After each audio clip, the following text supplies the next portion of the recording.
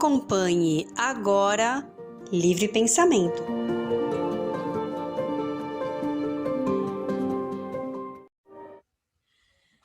Boa tarde, obrigado pela audiência aqui na nossa Rede Boa Nova de Rádio, também TV Mundo Maior, programa Livre Pensamento. E aí, por problemas técnicos, estamos chegando um pouquinho depois, mas chegamos e dá tempo da gente bater um papo bacana, hein? Eu sou Alexandre Anselmo, estou aqui junto com Lucas Sampaio e Paulo Henrique de Figueiredo. Tudo bem, Paulo? Tudo em ordem, Alexandre. Bom estar aqui de novo para a gente falar de espiritismo. Olá, amigos, olá, amigas. Vamos para um novo Livre Pensamento, Pensar com Liberdade. Tem convidado hoje aqui.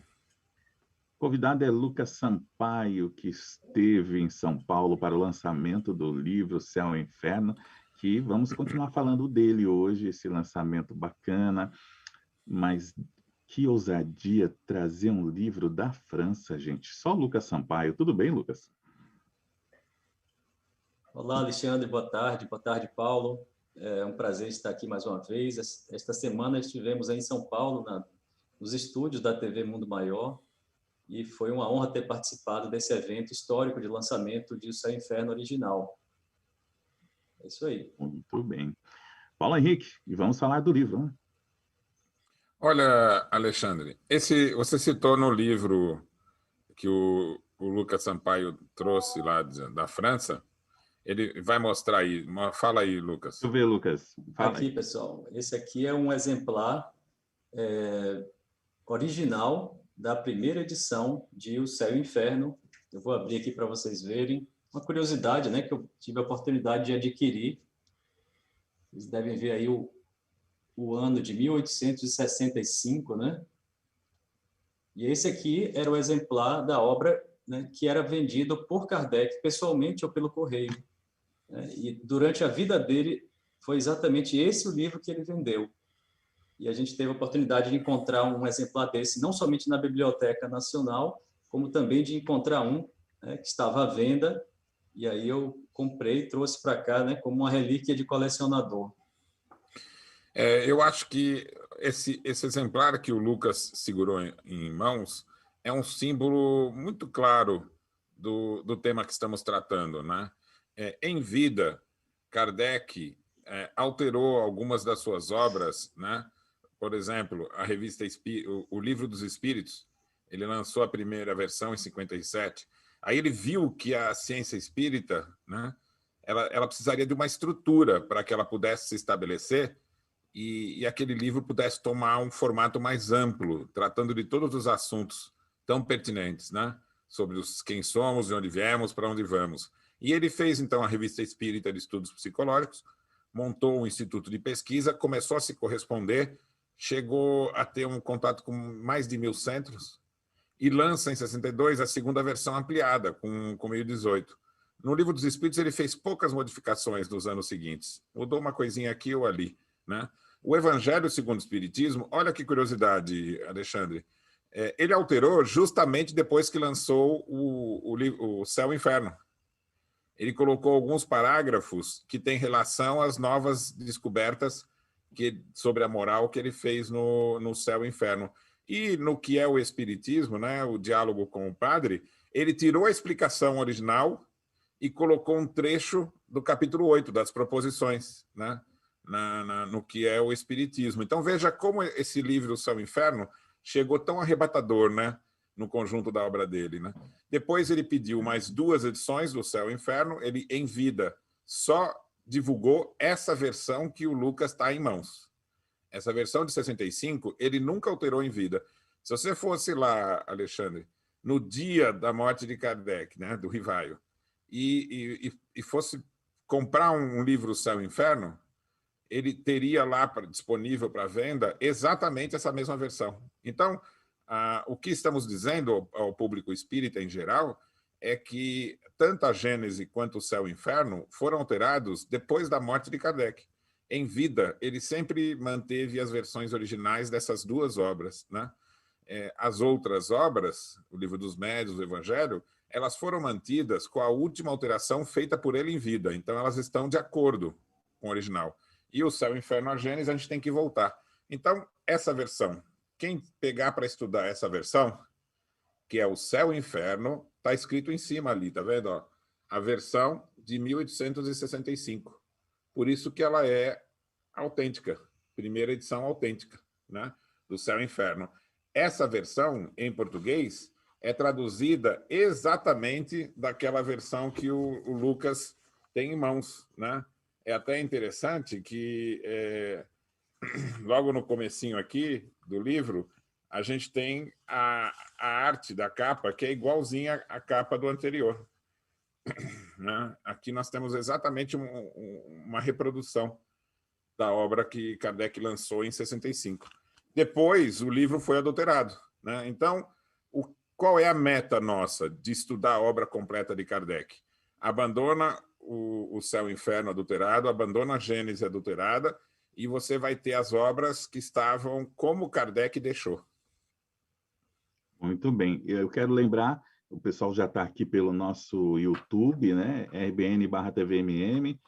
Tivemos um atraso, o pessoal estava perguntando, é hoje, né? Desde ontem, né? Já estamos agora, não mais pelo Face, né? Esse programa aqui, os outros programas também, só o Pronto Atendimento, o Plantão do Evangelho no Lar, continuarão também pelo Face.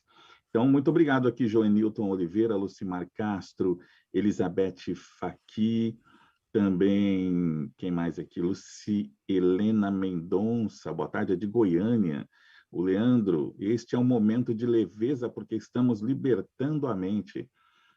Luci Helena, foi excelente a live de lançamento do livro. Parabéns, Lucas e Paulo Henrique. Também o Cláudio Luiz, boa tarde, Alexandre e Paulo Henrique, Lucas. A Luci Helena disse, eu fiquei com inveja de você, queria muito um exemplar. Lucas, você não tinha como trazer assim mais uns, andar um pouquinho mais por Paris, né? Para que nós pudéssemos ter. E esse aí, Paulo Henrique, você está mostrando um livro aí? Esse aqui é a versão da FEAL, que sim. traz uma reprodução daquele livro que está nas mãos do Lucas. Esse daqui tem um carimbo ali, dá para ver que tem um carimbo? Sim. Esse foi o exemplar que Kardec depositou. Então, ele é igualzinho ao exemplar do Lucas, que foi depositado, né? E, em vida, o único depósito de Céu e Inferno que existe é dessa primeira edição.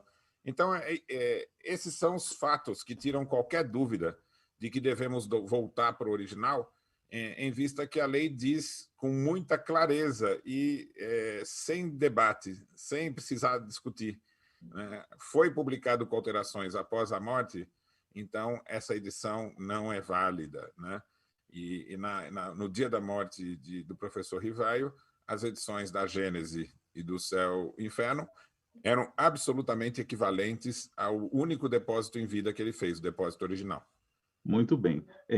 Algumas pessoas ainda dizem, mas foi Kardec sim que fez aquelas anotações, as alterações, e que não sei quem, eu não conheço os nomes que as pessoas falam que escreveram sobre isso, mas nós conversamos isso no outro programa, de que são suposições, até porque, explicando de novo a questão de que, mesmo que Kardec tivesse escrito algo e ele tendo desencarnado e não registrado, publicado, não tem como dar o valor de que realmente ele fez. Não é isso, Lucas, também que pela parte jurídica, mas Paulo Henrique pode falar aí. Exatamente, Alexandre. Não tem nenhuma discussão sobre isso, porque o direito é o mesmo no mundo inteiro e ele não mudou porque a lógica é extremamente simples e rigorosa, de que um livro que surge com o nome de um autor, com um novo conteúdo depois de sua morte, ele pode ter sofrido adulterações. Então, o direito ele presume ali que aquela nova edição é adulterada, é falsa, é apócrifa. Então, o direito, nesse caso, ele quer proteger o autor, os seus sucessores, a cultura do país, né? E os leitores, principalmente, né? Por mais que o autor possa ter tido a intenção ou realizado alterações, como Kardec realmente estava fazendo alterações, isso nós sabemos, as alterações que aparecem no livro posterior à sua morte não podem ser garantidos em termos de autoria, né? Não existe a paternidade, como o Paulo comparou outro dia com o exame de DNA, né? Exato. O que prova, né, realmente que quem é o pai da obra é o depósito legal. Nesse caso, o depósito legal foi feito após a desencarnação de Kardec. Agora, isso termina sendo uma questão, né, muito simples, e aí, para a gente compreender melhor ainda isso tudo, quando eu seguro em mãos essa obra aqui, o que eu me lembro, Alexandre, é desse ano de 1865, né? E parece que, nesse momento, Kardec estava vivendo ali um auge do período de luta da doutrina espírita, né? A doutrina já estava incomodando muito ali os principais adversários, sobretudo aquelas pessoas de pensamento religioso dogmático, né? E aí tinha jesuítas infiltrados, né? Jesuítas adquirindo inúmeros exemplares da obra, mas também havia dogmáticos dentro do movimento espírita, né? Acreditando-se e até afirmando-se espíritas, né? Um grande exemplo disso é o Rusteng, né? Você tinha o André Pesani, que era um advogado também amigo do Rusteng, e o que eles fizeram ali para causar problemas para a doutrina repercute até hoje. Mas nesse ano de 1865 foi uma coisa impressionante, porque eles já mostraram a verdadeira face deles, né? Eles foram desmascarados ali, né? Kardec teve uma doença em 31 de janeiro desse ano, de 1865, que quase o levou à morte. E os seus adversários aproveitaram que ali dentro da sociedade parisiense havia o vice-presidente, o secretário, o Alice Dambel, que me parece que ele não estava tão preocupado assim com a doutrina nem com o dogma. O interesse dele era ter um meio de vida, alguma coisa assim, porque ele criou um jornal, o L'Avenir, no ano anterior, e no ano de 65 esse jornal terminou sendo um meio de produzir uma divisão, um cisma dentro do movimento espírita.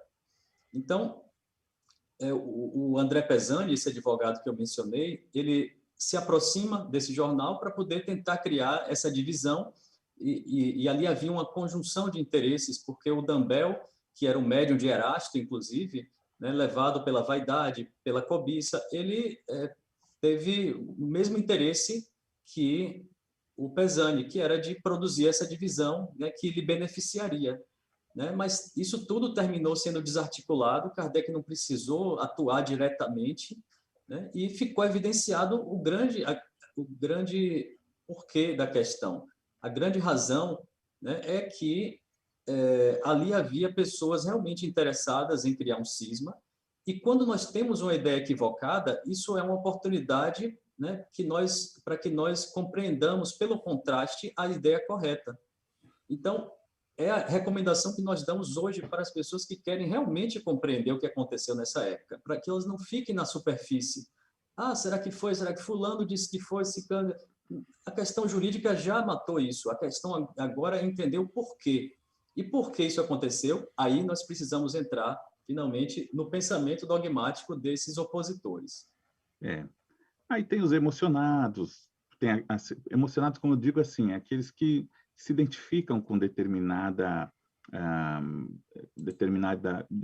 grupo de pensamento, e tanto que a gente está falando aqui do rustenguismo, que até hoje reflete que muitas casas espíritas acabam não adotando o estudo através tanto da Gênese, lançada no passado, texto original, e agora com o Céu e Inferno, por conta desses grupos, ou desse pensamento rustenguista, né? Então, acaba ficando à mercê de quem está, vamos dizer assim, no topo, e não dá aquele ok, por motivos óbvios. Paulo Henrique. Olha, o que estamos evidenciando, depois dessas descobertas do Céu e Inferno e a Gênese, e vamos dizer aqui, que é muito importante falar, a adulteração da Gênese não foi descoberta aqui no Brasil. Apesar de ter sido por uma brasileira, ela teve motivação lá na Argentina, né? Foi à França, verificou os documentos, né? E a primeira publicação foi em espanhol, junto com a tradução da Gênese original em espanhol. Depois, a França voltou para o original, E isso começou um avalanche no mundo inteiro, e no Brasil a gente teve a FEAL participando disso, lançando a versão, né? Sendo que já havia uma versão de estudos anterior da CELD, Centro Espírita Leon Denis. Com o caso do Céu e Inferno, o Lucas foi para a França e encontrou os documentos. E quando ele encontrou, era antes da pandemia, outras pessoas do movimento espírita mundial também encontraram o documento que confirma que o Céu e o Inferno foi adulterado, né? Então, enquanto a gente pesquisava para elaborar o Nem Céu nem Inferno, que é a obra que conta esse assunto todo, né? Também da FEAL, Nem Céu nem Inferno, né? Enquanto a gente pesquisava isso, na França retornaram ao texto original, a tradução em inglês já está sendo feita, a tradução para o espanhol já foi feita, do Céu e Inferno, e lançada pela Confederação Argentina. E olha que interessante, Alexandre, em Portugal já existem 2 edições diferentes do Céu e Inferno, versão original, né, sendo distribuída. O interesse é enorme.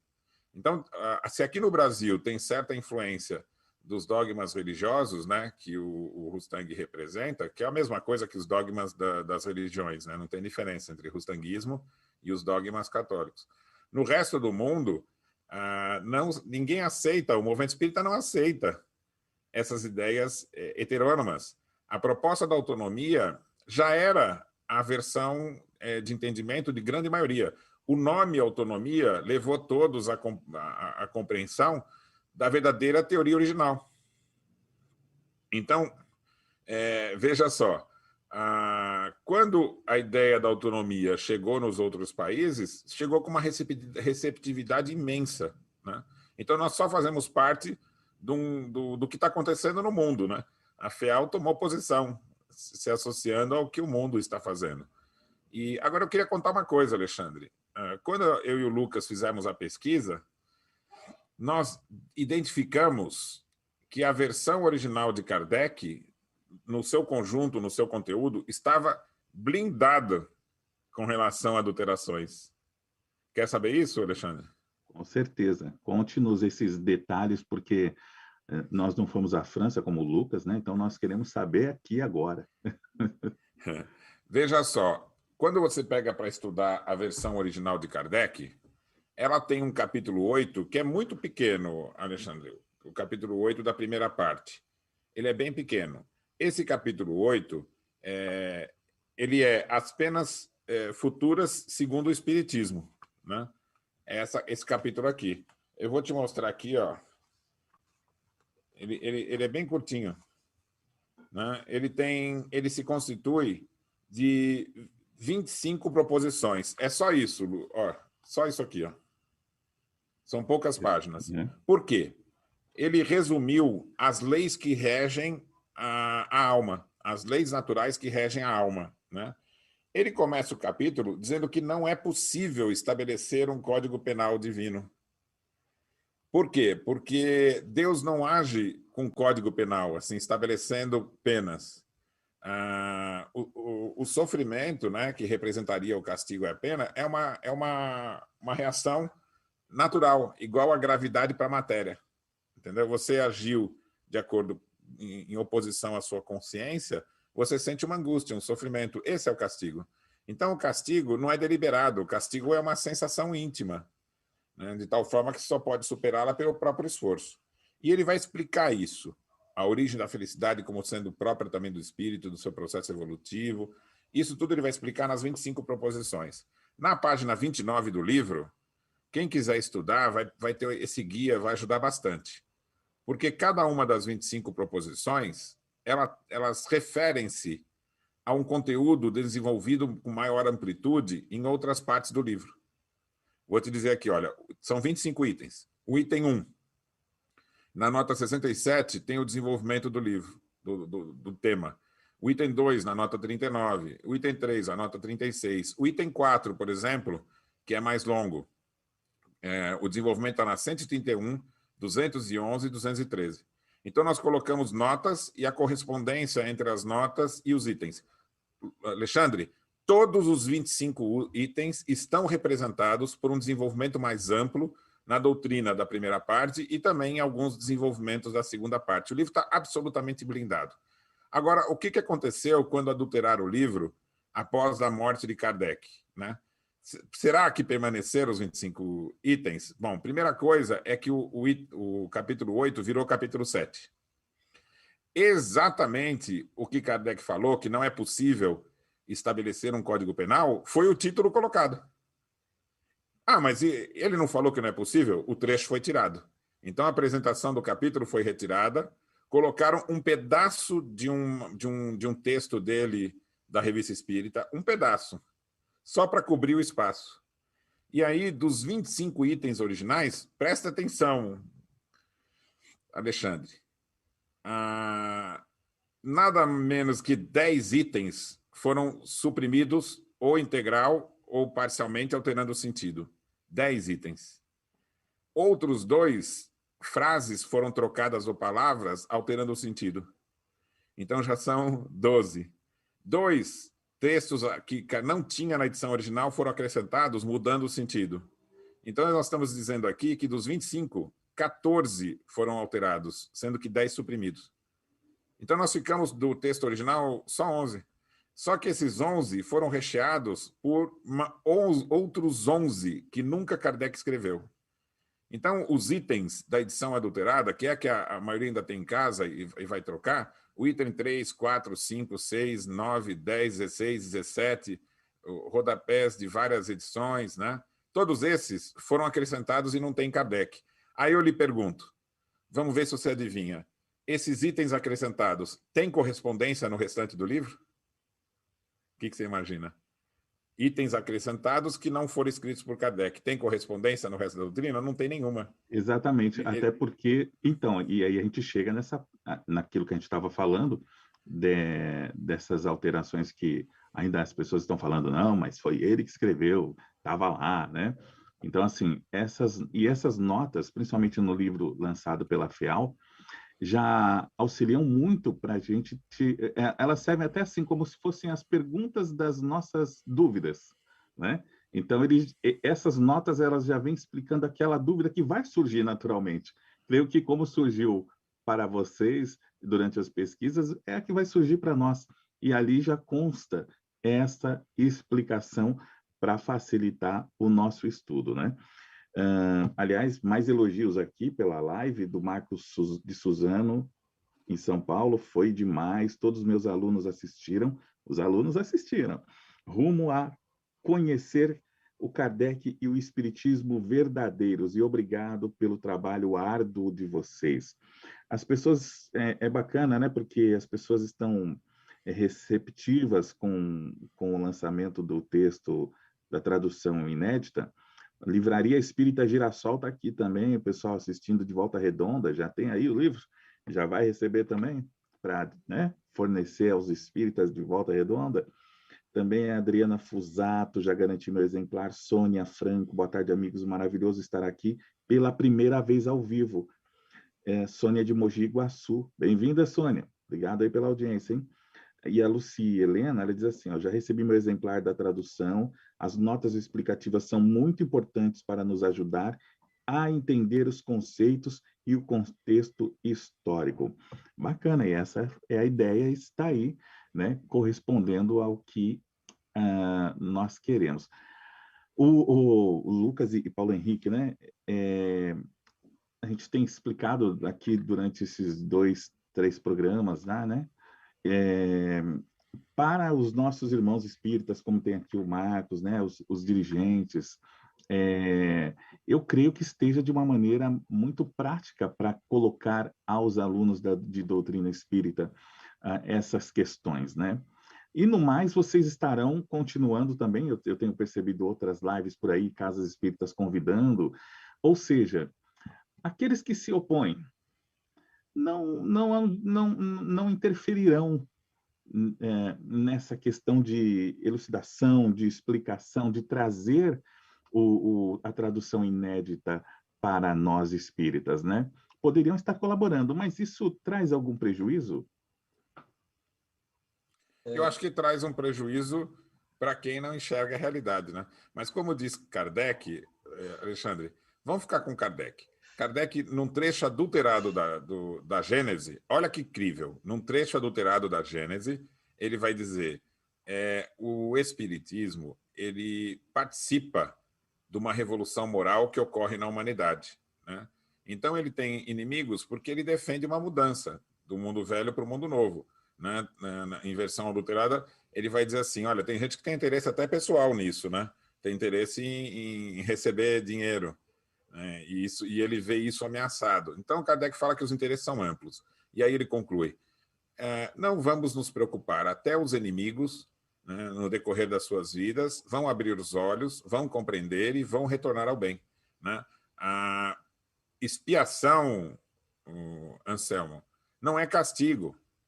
Justamente, todos os espíritas precisam estudar o Céu e o Inferno original, porque esse ensinamento estava escondido, Alexandre. A diferença entre sofrimento e expiação. Sofrimento é uma angústia que o espírito tem em virtude de escolher o ato equivocado. Depois isso vira uma imperfeição, ele fica com um sentimento constante de mal-estar, de angústia, de sofrimento moral. E como é que ele supera? O trecho que Kardec explica foi retirado, porque expiação não é as vivências que a gente tem na vida. Expiação é um projeto, é um trabalho, né? E aí Kardec escreveu o seguinte, o que Deus exige para pôr fim aos sofrimentos é o arrependimento, a expiação e a reparação. Em resumo, um aperfeiçoamento sério e efetivo, assim como um retorno sincero ao bem. Então, a ideia de castigo e recompensa das religiões é que, assim, eu pago o que eu errei sofrendo coisas no mundo. Mas não é esse o sentido. O Espiritismo explica com maior grandeza. É assim, você vai escolher as vicissitudes como instrumento para a sua educação, para a sua superação. Por isso que mesmo aquele que escolheu o caminho do mal está em processo de educação, Alexandre. E é por isso que Jesus dizia, né? Vamos atrás até da última ovelha, ninguém está perdido. A mudança vai ocorrer quando ele fizer a escolha. Então, depende da vontade. O arrependimento é o ato da vontade. Eu quero mudar. E a expiação não é assim, então tá bom, Deus, me expia aí. Ele fala, não, você vai trabalhar para superar essa imperfeição. Escolha o que você vai vivenciar na vida como instrumento dessa educação. É uma transformação da compreensão de quem somos e como que a gente conquista a felicidade. A gente conquista pelo próprio esforço. Lucas. Alexandre, falando de estudantes da doutrina espírita, obviamente que a gente está falando com um público que busca, né? Então, a tarefa do estudante, efetivamente, é estudar. E nesse O Céu e o Inferno, né, inédito agora no Brasil, pela primeira vez lançado, as pessoas vão encontrar as primeiras respostas, né, inclusive através dessas correspondências, né, que são praticamente um chamado para os espíritas que conhecem a coerência de Kardec, né, o seu rigor científico, técnico, né, a sua segurança no falar, na exposição. Mas nós temos dito que todo esse trabalho de pesquisa confirmou a tese que Paulo apresentou no livro Revolução Espírita, né, de que a teoria moral espírita é a da autonomia.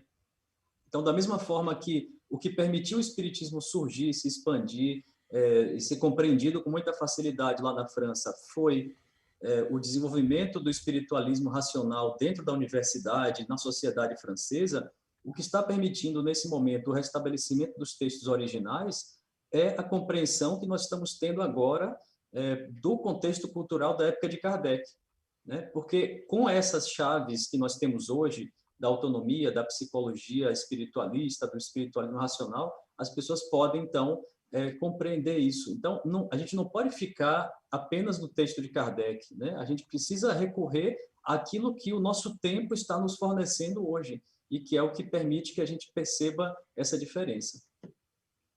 Muito bem, um abraço também para Maria Zélia de Araújo, boa tarde. É isso aí, Livraria Girassol, lá de Volta Redonda, disse os livros chegaram, o livro chegou hoje. Que bom, bênção, né? Vamos contando justamente com isso, né? Vamos divulgando e levando a importância desse texto, desse livro, para todos os lugares. Quem mais aqui? Que bom, Lúcia, aguardando o meu exemplar. Tem mais aqui a Deise Manzano, Lucilene. Onde ocorrerá o curso que você está mencionando? Tem o contato do coordenador? Tenho interesse em estar no grupo de estudos. Foi o Lucas que falou de curso, Lucas? Sim, exatamente. Vai ser onde isso? É online? É aberto ao público em geral? Na verdade, estão surgindo diversos grupos de estudo, né? Inclusive, depois de amanhã estaremos na aula inaugural, digamos assim, na reunião inaugural do curso do pessoal do Grupo Noel, né? Nós publicamos lá em nossa fanpage, nosso site, nossos perfis no Facebook. Então procurem Lucas Sampaio e Paulo Henrique de Figueiredo nas redes sociais, porque eles divulgam muito por ali também, além de nossas redes aqui. Grupo Noel é esse da Vila Mariana, pertinho de casa. Assim, é o tradicional centro espírita aqui da região. Paulo Henrique, 1 minuto aí para você dar uma aula. Eu diria o seguinte, bem compreendida, a tese moral espírita rompe qualquer limite de um meio espírita. Interessa a todos, né? Porque na educação das crianças em casa, na educação de crianças e jovens nos colégios, a tônica tem sido a competição, a cobrança, a ideia de castigos e recompensas, que só vão alcançar uma educação submetida, uma submissão, em verdade. E a verdadeira educação é aquela que o indivíduo toma consciência do seu papel. E para isso ele precisa ser respeitado. O mundo precisa disso. Respeito, inclusão, oportunidade. Muito bem. Muito obrigado, Lucas. Valeu, hein? Até a próxima. Ou já foi os 3 dias com o Lucas ou ele volta, Paulo Henrique? Esse foi o último. Curto. Agradecer aqui o convite e a oportunidade de falar sobre o Céu e o Inferno e Kardec. Valeu, Obrigado. Lucas. Logo você está aí de volta com a gente em qualquer momento. Importante sua participação. Valeu, Paulo Henrique. Até a próxima. Obrigado. Obrigado, amigos. Vamos estudar. Muito bem, já tem pronto atendimento, hein? Boa tarde. Você acompanhou Livre Pensamento.